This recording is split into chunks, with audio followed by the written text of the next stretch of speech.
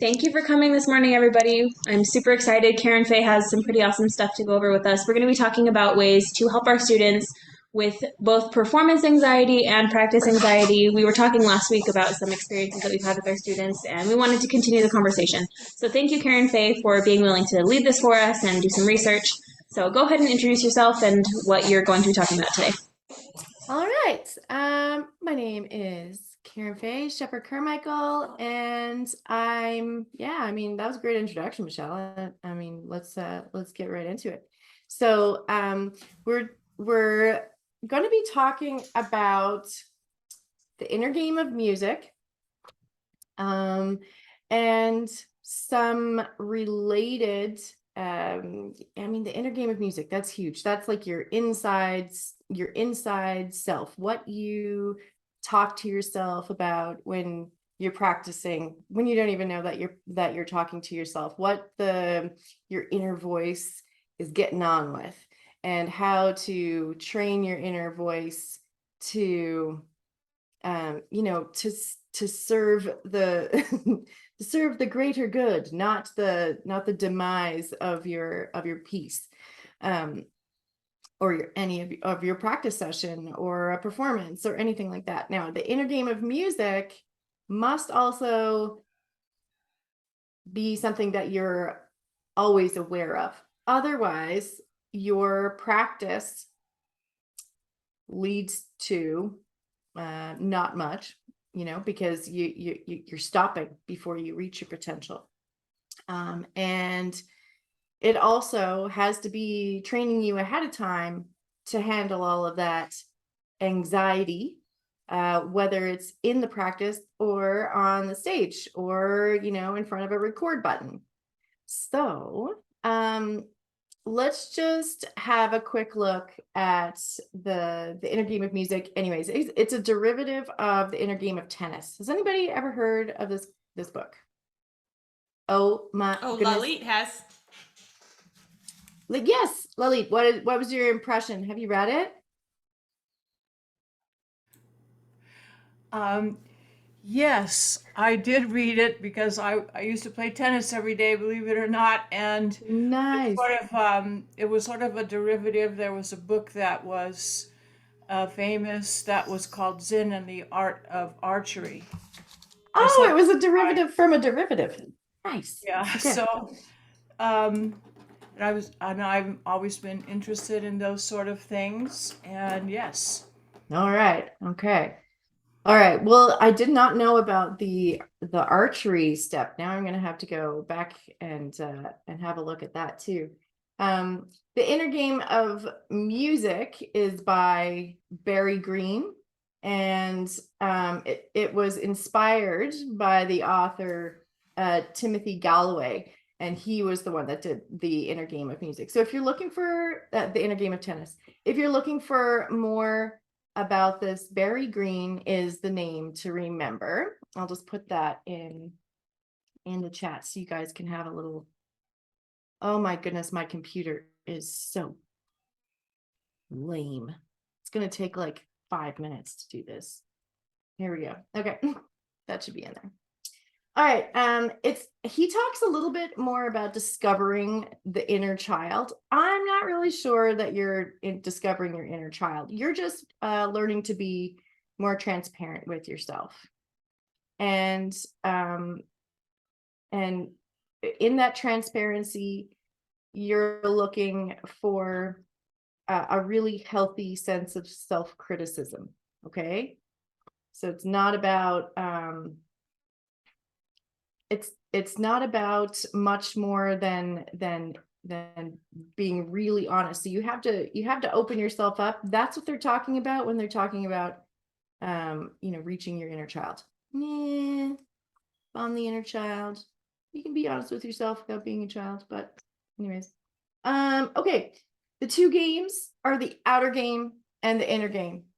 The outer game is obviously, a recital, a desired goal that you have. So it could be, to play in a festival or to partake in a concerto competition. Those are your outer outer games. Your inner game is the giant massive things that comes along with overcoming the inner obstacles, right, which prevent you from playing the way that you want to. So what does anyone everybody name one inner obstacle, or like lay it in the chat, see what you can think of. It's called self-interference in the inner game of music. So self-interference. I'm going to give you my notes here now too. What are ways that we can be fear of judgment? Now comes the difficult part, exactly verbatim what goes on in my mind. Yeah. Fear of failure, and not looking ahead. Yes, not looking ahead. So you're like, oh, where am I now? Fear of disappointing parent or teacher. Yep. If your teacher was Aaron, I don't want to disappoint Aaron either. I know. That's tough. Fear of judgment. It's a lot of judgment, hey? Oh, distraction's a huge one for me. Oh my gosh. Yes. Don't And forget it to can play be this. like what Evelyn is saying, or it can be like, oh wait, what did I wear yesterday? Like really random stuff. And then I'm like, oh wait, I'm performing. Like, oh yeah. Yep. Yep. Did I tell my husband to buy this or that? That just, yeah, those things just like pop up, right? Yeah. So distraction and a lot. It's funny that nobody mentioned anxiety. It's actually good. Okay, I have to stop looking at the chat. You're hilarious. Your video's gone goofy, Evelyn. We know you're there in spirit. When you get back. Okay, so self-interference, we have all of these like really quick answers, right? These, I would say, no one said anxiety in one piece, but anxiety is the biggest Sorry. one. Sorry, I was just gonna say, hey. I was just gonna say, I think that's because anxiety was kind of the obvious one, like we were all thinking it. Yeah. Yeah, and I think it's a term that sort of encompasses all of these things. So yeah, it's actually a result, I think, because you think, oh my goodness, and now comes the difficult stuff. Yeah, and then like, you make a mistake because you're anxious to do that well. So Right. And this usually is the result of the thinking. And usually you make a mistake on the easy part because you're worried about Yeah, the hard always. part coming up. Yeah. Because of distraction or yeah. Mm-hmm. So basically, I mean, there's a few others that are so self-doubt. Self-doubt is one that I wanted to make sure was in there. And just this equation, okay? Performance is your potential minus all the interference. Yeah. Right? So where do you imagine your potential? Just do it for 1 second. Did you include your interference? Yeah. I don't understand the question. Okay. All right. I want you to take a second and just imagine your performance. You're on stage. You are playing. What are you playing? Which performance? Oh, it's an imaginary one in your brain. On the okay. stage. Yeah. Yeah. All right. You're playing. And what just popped into your mind? Did the anxiety make it into your dream, your daydream? Did you imagine that possibly, you had the nerves before you had to go on stage? Did you plan a pee break before you went on stage? Did you plan to warm your hands under hot water? Did you plan to like just make sure the blood's pumping? Did you like all of those things? No, you just pictured yourself. Well, I pictured myself. I won't speak for you guys. I always picture myself doing something wrong and having to keep my wits about me. I always, imagine how I'm going to get my hands to stop shaking in the beginning. Is this helpful? No. I was gonna say I if, don't do it, some but of it. then this happens. if I get to Right, imagine, right. Okay, I'm like so amazing. If I have the luxury of imagination, I mean, why yes, not be okay. amazing? Okay, the Does it have luxury to of be reality? imagination, yes. Yeah, we're preparing for reality, you know. It Oh, doesn't okay. I was have to just, be reality. oh, okay. I But was in a the different very space. if you're imagining yourself like in reality, Okay. it's That not changes like it. it's not a perfect daydream, you know. Then your inner your self interference normally will start popping up there, and that's a great place to start. So where can we start with somebody? What did you imagine? What was about to happen? We will tear me apart if you guys don't have Well, anything else to one say. thing that goes in my head, and this group is so great for me for this reason. I don't know why I think this, but as a piano teacher, I feel like I have to be perfect anytime I perform. Like I can't make mistakes, I can't do anything wrong. And that especially if there are other musical people who will be listening, especially people who are better than me. I feel a lot of pressure. I put a lot of pressure on myself. So that's one thing that but since being in this group, I'm like, everybody has problems. Okay. That's the Nobody's way. perfect. Amazing, yes, but not perfect. So, but anytime I think of performing, I'm like, who am I performing for? Because that can increase my anxiety. Yeah. Yeah, my experience is a little bit different because in the piano part, it was not, can I pronounce that well? Anxiety? How do you pronounce that? Anxiety? Anxiety. It was more the problem that I didn't want or didn't know what to share about music because I always played music for myself or to show to somebody directly. And I have overcome that because I simply have some ideas now what I can show. So it's not really like performing on a stage, but I have performed very often on a stage, but different things like speeches and theater and these kind of things. And I do not know if that is a way I could recommend, but what I learned is I stopped thinking in the sense of I train really, really hard before I do something. I mean, I go on a stage because what I do, I'm an expert in or I have trained for it. So when I go on the stage, I just say, let's have fun.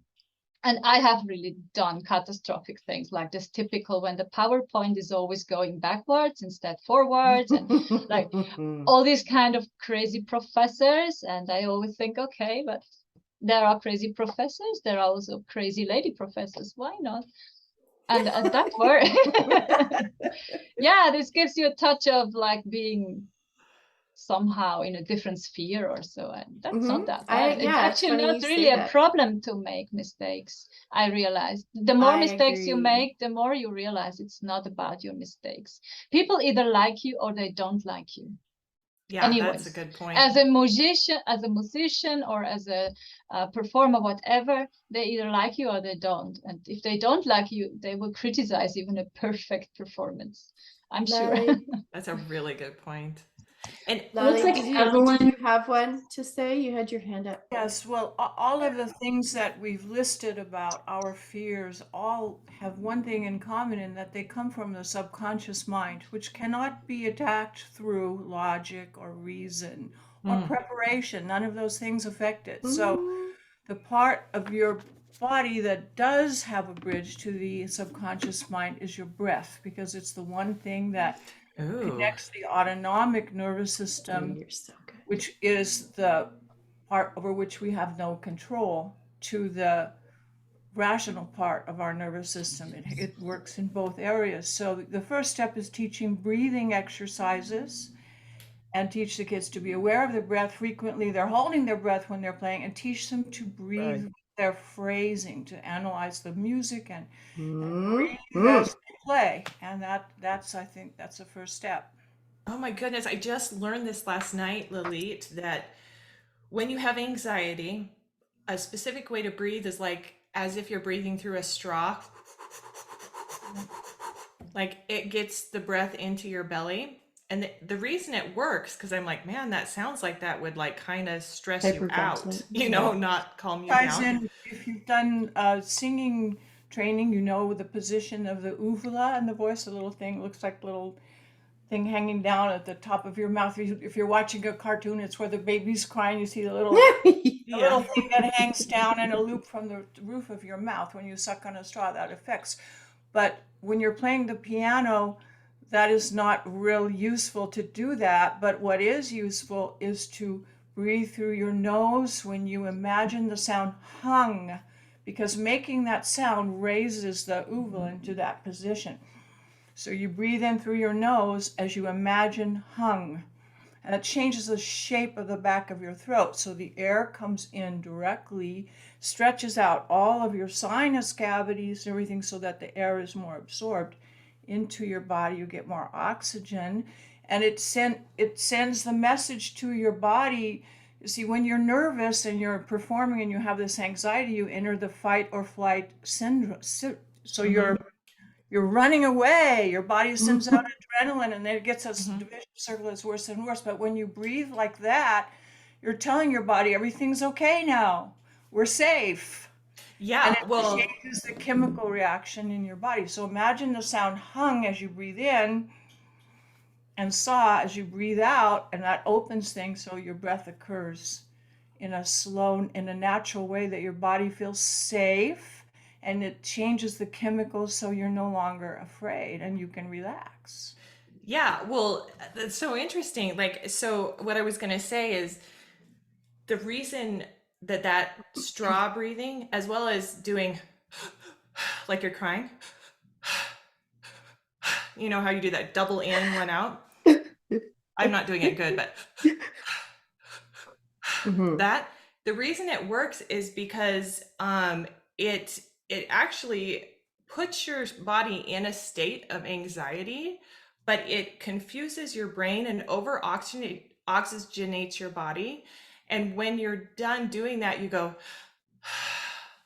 and your body goes, oh, Reset. I'm okay. And it essentially takes you from your head down to your heart. It kind of confuses your brain. And so your heart says, oh, I got this. I mean, this is kind of a funny way to explain it, but it was something I didn't understand. And so like these different breathing exercises, like Lalit is talking about, and like I'm talking about, it's perfect way. It's such Lalit, so brilliant. Like that's a way to, you're right. You can't do it with the logic. You can't do it with planning. You can't do it with preparation. Anyway, I'm just saying Don't that go was too brilliant. far, because I do have some of those plans. I Oh. do have some. Okay, Yeah. you have to have the right mindset for it all to come about. But yes, breath. That's where we're going. I just laid Yeah. Evelyn also had her hand up, and she was Oh, waiting a long sorry. time. She's gone. Is Evelyn there? Where do I She's have to trying put the to get hands up? back on. When I saw you showing the straw breathing, you were doing weird things with your Yeah. shoulder, your chest. I Yeah. think you need to get the kids on the floor on their back with their hands on on the their back. belly and teach them to breathe deeply so that their tummy is moving. None of this. Well, crunchy the motion. reason it works, not because it is actually putting you in a state of anxiety. You're right. That's why the shoulders up. That's why these are things. But it actually teaches your body that you're in control. And so after you do that, that's when you move into the belly breathing, the relaxing breathing. You can combine those. It was nothing that I had realized until last night. I was working with somebody who's a breathing expert. She does breathing classes, and she was teaching me about it. And so yeah, you're exactly right. Like that's anxiety you're seeing with those shoulders up and stuff, but it actually prepares your body to move into the breathing you're talking about. That is the relaxing, bringing everything down. Does that make sense? Mm-hmm. It does make sense, but I think they've got the anxiety to start with, and reinforcing it through those kind of motions is not helpful to little kids because they'll do that. I'm just going off of what she taught. I've never tried it personally, so I can't verify what the experience is. but she's just worked with a lot of kids who have anxiety. But I've never done, you know, I can't say what it's like. I haven't done it. I was just passing it on because I had just learned it. It was just interesting. I think that learning how to, like, out of the context of the music practice, there's a lot of different things, and different things that we can do to mitigate anxiety, to bring it down to, like, awareness of what's going on, being able to self-diagnose just a little bit so that you can, dial it back. Just in the actual music practice, you've obviously got a great idea about what I'm going to talk about. Just before we get to the breath section, the inner game of music talks about these. I'm just going to share my screen really quickly. It talks about this one right here. I hope you can see it. It says that, this little diagram, we have our goals. That's our outer game, right? And our inner game right here, experience, performance, and learning. We have to have different objectives to get to feeling confident in each one of these. So awareness, Tabea, you were saying you're very aware all the time. Sight, sound, feelings, pay attention to what you know about. So instead of trying, oh, I'm trying, be aware of what you are doing. Does that make sense? You have to have the will. This is very important with students as well. If you see they try and try over and over again, make them stop and let them play before you and observe what is going wrong, where it is going wrong. Mm-hmm. Yeah. Oh, I'm trying is the word trying. It's such a that word just gets in the way a lot of times, doesn't it? Because it's just like a blanket that you just throw over whatever is going wrong. And the awareness is in here. It's saying, sight, sound, feelings. Yes. I mean, you're not going to smell what's going on with your hands, just like use what you can. Use your senses, your common sense. The will, this part here, if you can just take a quick second and run down through it, and then we can just see if anyone has any comments. Because this is the preparation, like that you were like, it doesn't work. You still have to prepare, though. I think you would agree that, preparation it has to be a part of it. I don't know if you train with your students to visualize, or better, is there a word for auditorize, before you play what you will play? So really, like, imagine yourself that you're playing it perfectly. Mm-hmm. I do that for myself. Huge. Yeah. Yeah, I really, really like the visualization thing for a lot of different topics, but especially for music, because you can practice in some ways just with your sheet music. You can lay down with your book and on the couch, and you can have a look and visualize how it all goes, just to help you get that information more solid. Anyone else have anything to talk about with the will? I think the term will is maybe also a little bit of a blanket, but it does say, you have to have the intention. And if you don't have the intention, you got to find a reason why you would have the intention, and then trust. You have to learn to trust yourself. Mm-hmm. And how do you do that? By knowing it so well that it's a part of you. Mm-hmm. You can't do it otherwise. If you go up on stage and you're still relying on some areas to be guesswork or motor memory, then your motor memory doesn't work when you're anxious. Your brain's doing something else. It's never going to work. Never going to work. Just kidding. I think I'm not trying to scare you. I think a lot of times it's again, someone commented your thought process. How Mhm. are you processing your thinking?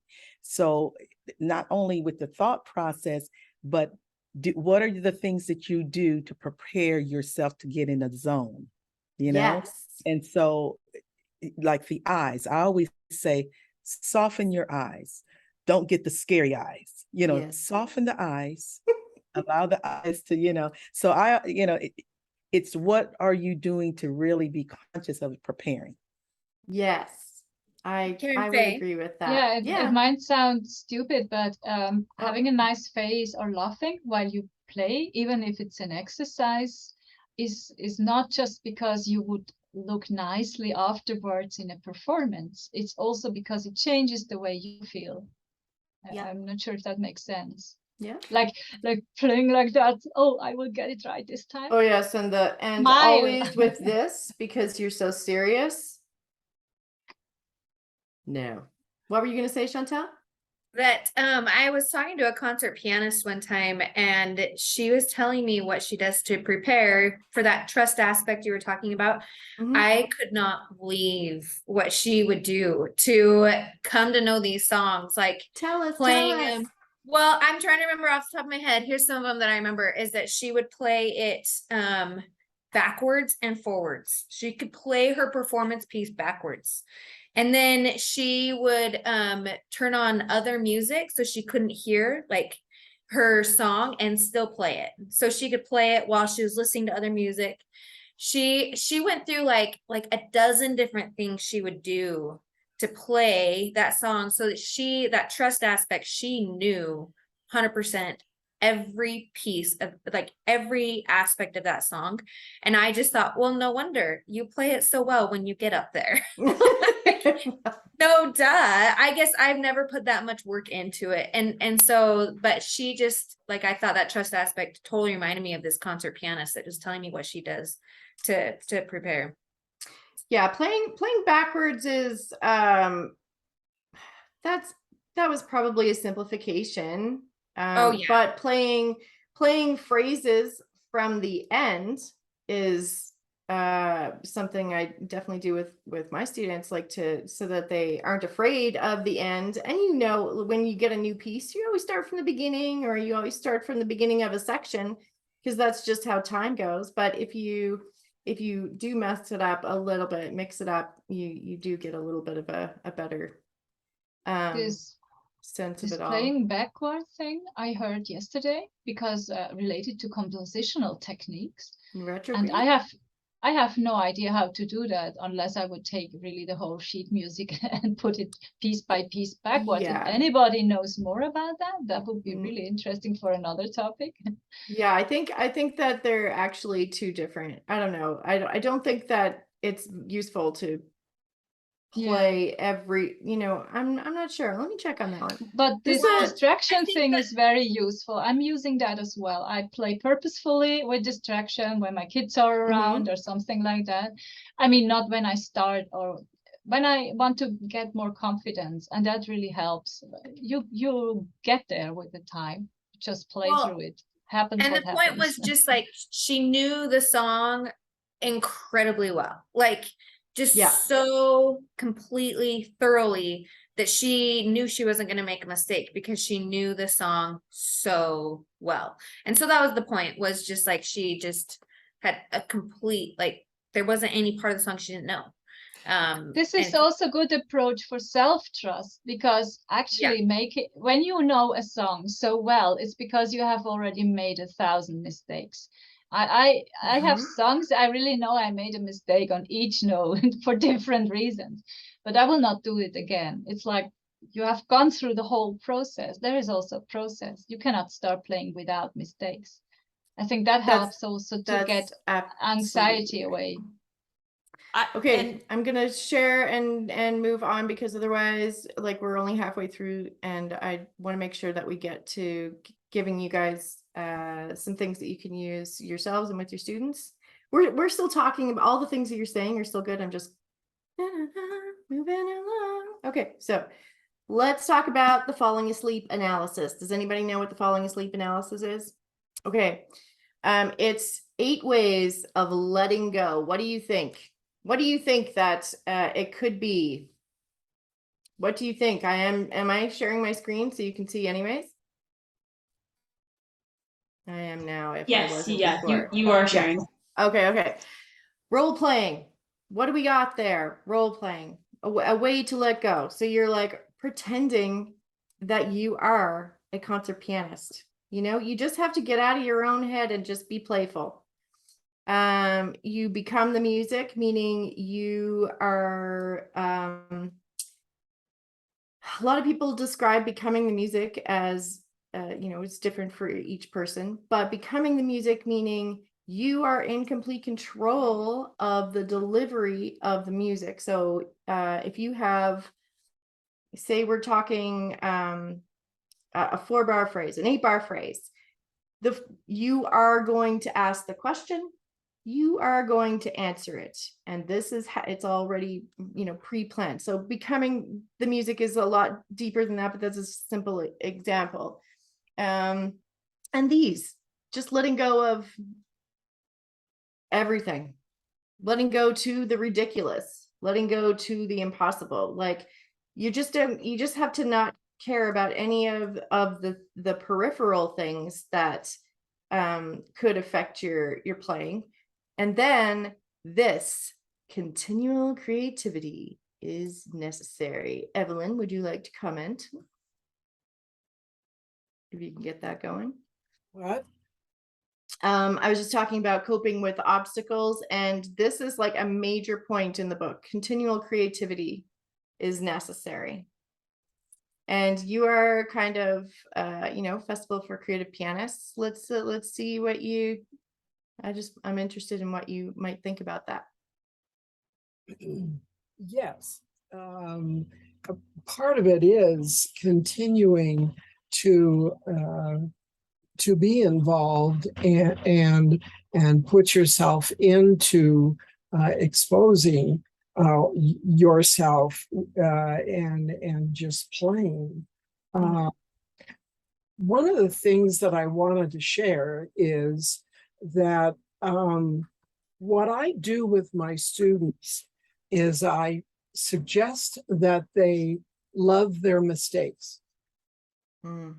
And what I do with them when we're working on their music is have them, I tell them, I don't even want to see an eyebrow raised when you make a mistake. I don't want to see a body reaction, and I want you to love what you just did. And what happens when you keep working with a student in that way, and of course, after they've played something and we've got a mistake in there, I say, that was so wonderful. You didn't lose a beat when you missed that note. It didn't bother you at all.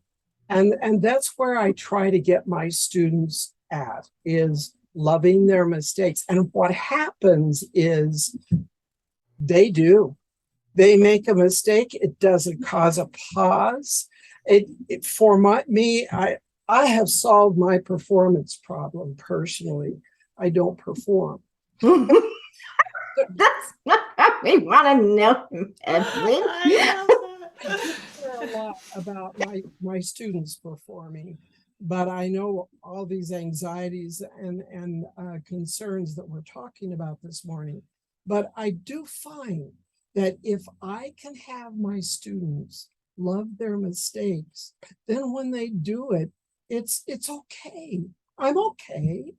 I'm still here. I'm still sitting at my piano and I'm playing this beautiful music, and I'm sharing my beautiful music. And I do have beautiful music to share. So those are kind of the thoughts that I try to share with students, but it's loving their mistakes. Thank you. The creativity piece that just to go back on that, you were actually talking about more what I was going to talk about next, which is awareness. Because when you say love your mistakes, they accept them, but they also they've also been they're aware of them, but they just haven't overreacted to them, right? So the awareness of where they are, what happened, what it sounded like, if it was a little too, like if they missed a flat, it sounded off, then the next time they'll be like, oh, I want that melody to, not get distorted next time. But they still love it, and there hasn't been a negative attachment to that place in the music where there's going to be a bunch of anxiety leading up to it. So it's amazing that way. Creativity, I was going to say, when you're practicing, this is what you need to do with your students. I used to do this a lot more, and then I didn't. And you can tell when in my students, when you haven't been creative in writing down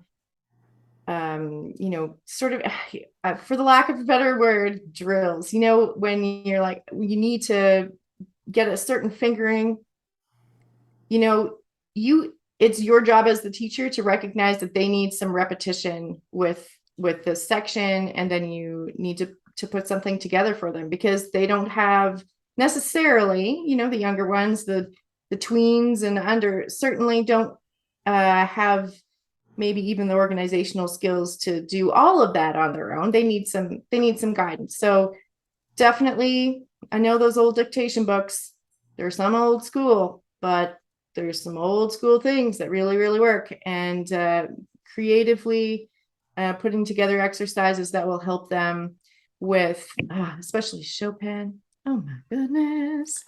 Well, and Karen Faye, mhm. also with creativity, and I'm probably a really good example of somebody who doesn't do this well, which is why I'm grateful for people like Evelyn. Like playing around on the piano, making your own music, making your own versions of what you're playing, not being strictly, not having the only things you play be other people's music. Absolutely. And so rigid that you don't change it in any way whatsoever. I'm thinking of a specific performer who he was a professional concert pianist. He forgot where he was in the music. He just got lost. So he ended with an entirely different piece of music that he knew. He just changed it. And just threw it out there. it became one of his most, I wish I could remember who did this, but it became one of his most popular pieces. And he got requests for that when he would go on tour. They would ask for that piece.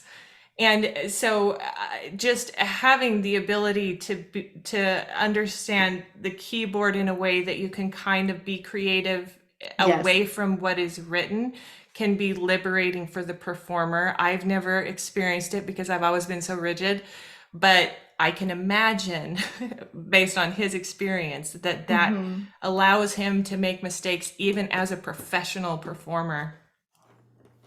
That's very cool. I heard my piano teacher, Dr. Christina Suter, she had seen a performance when she was in school, Juilliard, of course, and someone I can't remember the man's name, but he started a Bach fugue on the wrong note, and rather than start again, which was beneath him, he just transposed the whole darn thing on the spot. I just have no concept of what that brain is made out of. That's cracked, whatever that is.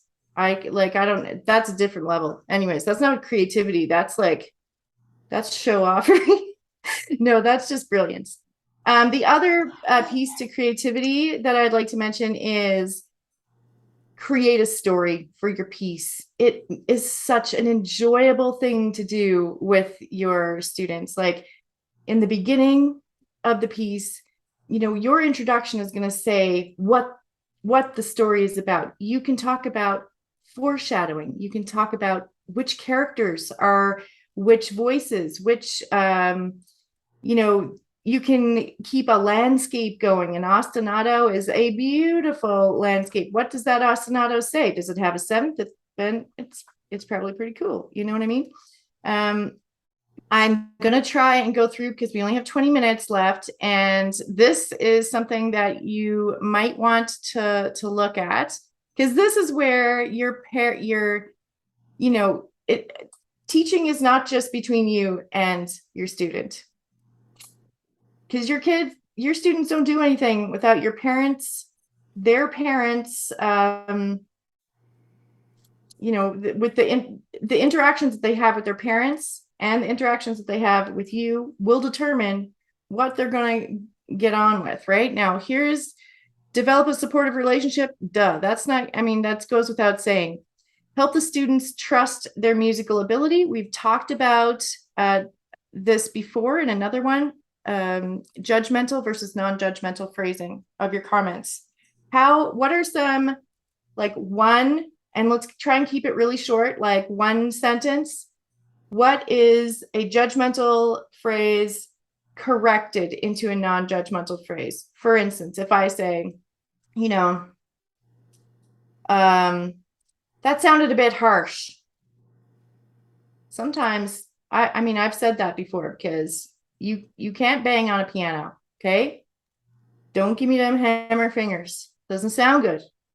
But if I were to say, I would like to hear some more sensitivity in this area, they'd be like, oh, I can do that. Instead of being like, oh, harsh. My tender heart. She's not recognizing my tender heart. You know what I mean? You see what I'm saying? Okay. Judgmental versus non-judgmental. Just one person, really quick. Only one. Go. Oh, everyone's quiet now. Okay. All right. Help the student Sorry, establish.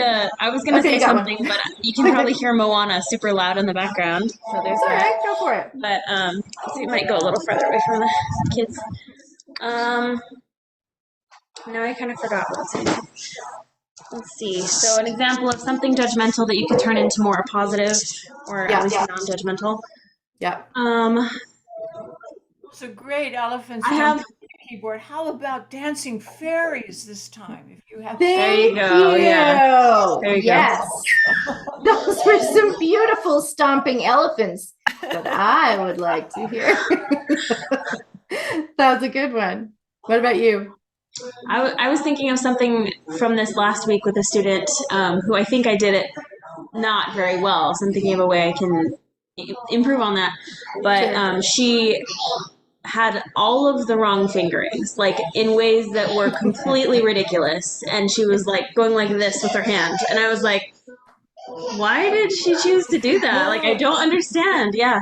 Like, she started with her one finger when she should have started with the five. And I was like, I don't. But anyway, so I don't think I was mean in any way, but I would like your guys' opinions on how to maybe phrase it better. I think I said something like, well, first I asked her if there was a reason that she chose that fingering, because she does have smaller hands, and I was wondering if maybe she thought that that was easier for her small hands. And she was like, no, I actually just didn't look at the finger numbers. I just kind of did whatever I wanted. And I was like, okay, that's fine. It's not like it's wrong. Finger numbers are there just to help. They're not like law, but there's a reason that they were written the way they were, and it's to help it be easier for you. So I helped her figure that out, but she seemed like she was kind of offended by it. So does anybody have any ideas for how to do that better? Go ahead. I have had kids do funny things with their fingering like that, and I like to show them there's these old videos you can get on YouTube of Chico Marx doing weird things with his fingers. And he's a great piano player, but he's turning his fingers upside down and doing all these weird things, and it's hilarious and it's so funny. I make them look at a little bit of that, and I say, no, that's really amusing. Now I want you, and then you show them their fingering and make them do it with their eyes closed, feeling the keys and saying, okay, you're going to play in this place, put your hands here, now close your eyes and feel the keys. And then, you can sing the numbers out loud as you play, but make them play with their eyes closed and see that they're having trouble doing those weird manipulations with their fingers with their eyes closed, and they can't do it. And so you can't be looking at your fingers. So Close your Mhm. eyes and do this thing. We try just a few things Yeah. without them looking, and make them play with their eyes closed. I think that's a great idea. Also, I think that doing that in a non-judgmental way is sometimes a little bit tricky. If I say, okay, listen to the two of these, and I'll try to mimic whatever strange fingering they've concocted, and then I'll play it with a good one, and I'll say which one sounds smoother, which one is like the way that you would sing it. And I mean, always, when you have a stumbly fingering, it's going to disrupt the line, right? So listen for the disruption and see if we can just smooth it out, and I always use like textile and, painting references. So like one stroke, or just make it like one silky sleeve, or, something like that. Cause then they can, they can see that. This stuff here that I have highlighted on the screen is they're all things that we've already talked about. This creating a story is not to be undercut by anything. Oh my goodness, the storytelling is my favorite. And then we have to go to balance. Okay, so if we have Evelyn had actually once told me about someone who played Rachmaninoff, and he was really ticked off afterwards because he hadn't told the story. He hadn't delivered what he wanted. He was like, I didn't even tell them what the piece was about. He was so disgruntled after this performance because he hadn't delivered it the way that he wanted to. And I think maybe that might be a little off the other end of the balance, because he was letting it really bother him, and nobody was, knew the story that he wanted to tell. Maybe that was the frustrating part, I suppose. But in music, one music think with the heart and feel with the brain. This is a nonsense sentence. It's in the beginning, I think. I'm just gonna skip. I think it's supposed to say, in music, one must. Yes. In music, one must think with the heart and feel with the brain. What is does that ring true for anyone? And we haven't heard it all from you. Either of you. Ands, do you have anything that you'd like to say? Well, I'm looking at this stuff and saying, I do both all the time. Mm-hmm. I do both. And when I perform, I just get lost in the music. Yeah. So I'm trying to relate to all this. Yeah. So this is the inner game of music that if someone was having a really hard time with their performance anxiety, let me just get out of this here for a second. I'm going to stop a share and come back to reality. Okay. Yes, we all know some of this intuitively. The big two pieces I want to get to here now, with only 10 minutes left, are: one is we're training. We know what this feels like, right? We know that if we act a certain way, if we pose a question a certain way, if we create a story a certain way, that we can influence both ourselves and our students into that letting go, where you're just in a bubble. You are in your performance bubble. Everything else is on the outside, and it takes a while to feel comfortable in your bubble and do what you need to do there, right? You shine in your bubble, but don't let anything else in. Is everyone following me? Because it's abstract. Okay. All right, cool. But guess what? Parents they're not here today. They didn't read the inner game of music.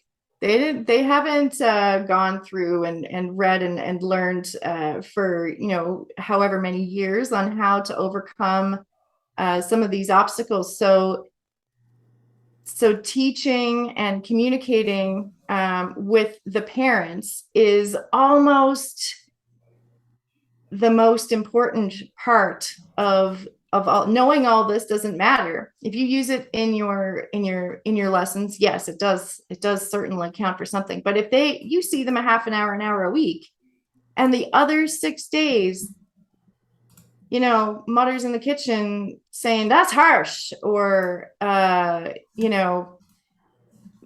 calls in from the garden, you got some wrong notes in there, what do you all of the work that you've done is destroyed. It's not going to work. You have to work with your parents on all of this to get all of the performance anxiety down, to get your student in a place where they can trust themselves, and they've got the will, and they have their goals, and they're realistic, and they're on the right path for the concerto competition, etc. Whatever other performance is coming up. Now, I heard Can I add something? Yep. Along those lines. So I had some influential people in my life who were very critical of me in every way, just critical people. You're not this, you're not that, they're no good at this, blah, blah, blah. Some musical, some not. Sometimes it had to do with piano. Sometimes it was like my body. Sometimes it was me as a person, criticism. And I think it absolutely has to be something that I have to navigate when I perform and tell myself those aren't true. But I think with students, if they grow up in a home, for example, where there's a lot of criticism, they're fighting that battle regularly in their head, whether it's about their piano playing or not.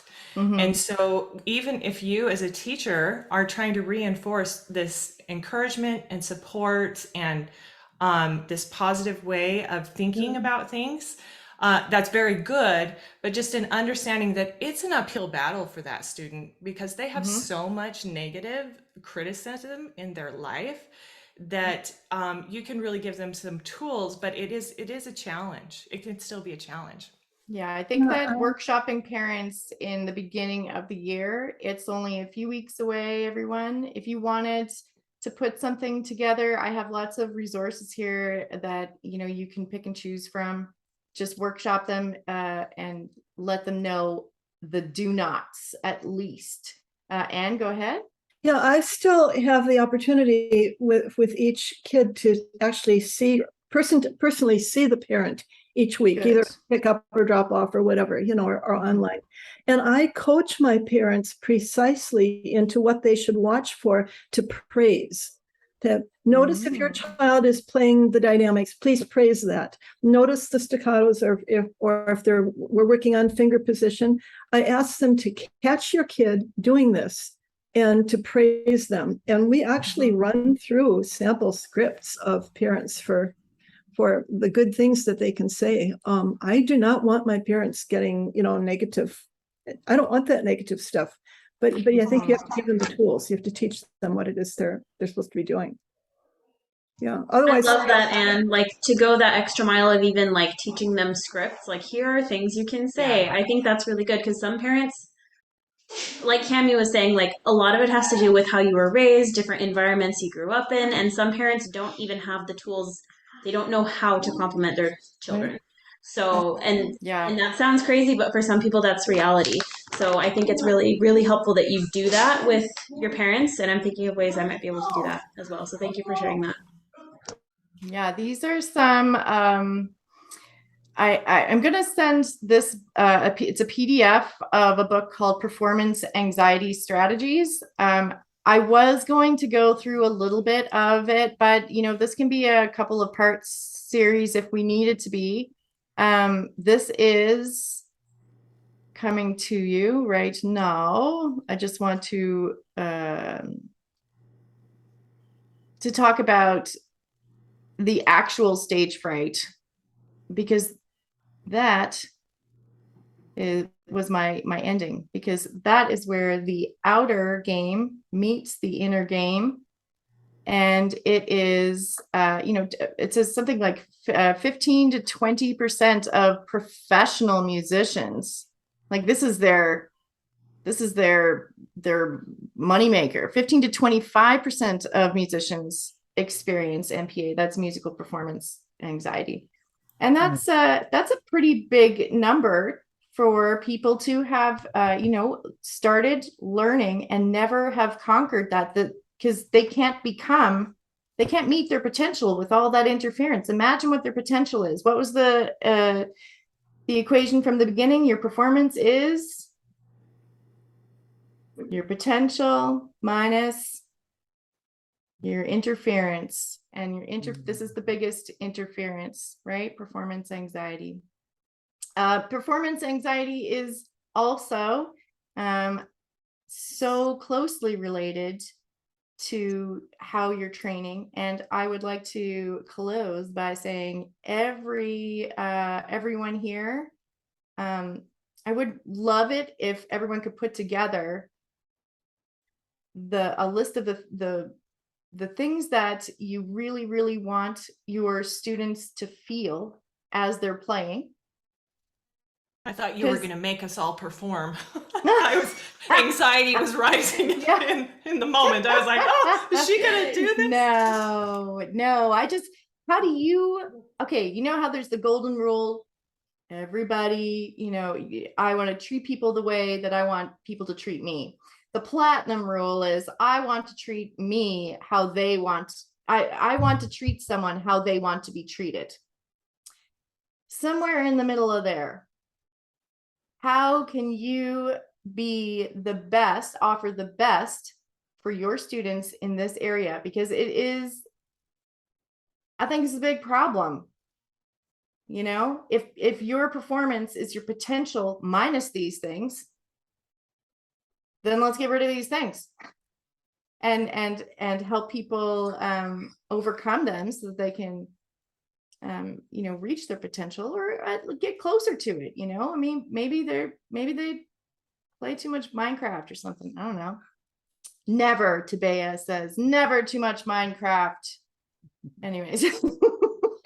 I think the percentage number you gave on anxiety and performance is way off. The actual percentage number is 100%. And once you accept that it's part of performing, then you can learn to use it to your advantage. But you can't say 10% of people have experienced, everyone experiences performance anxiety. So how do you do that? It can also be positive because it makes you more alert. I should have mentioned it's a direct quote from let's see what the footnote says. Yes, I'll make sure that you don't think I'm making up percentages. I don't think you're making it up, but it's just not true.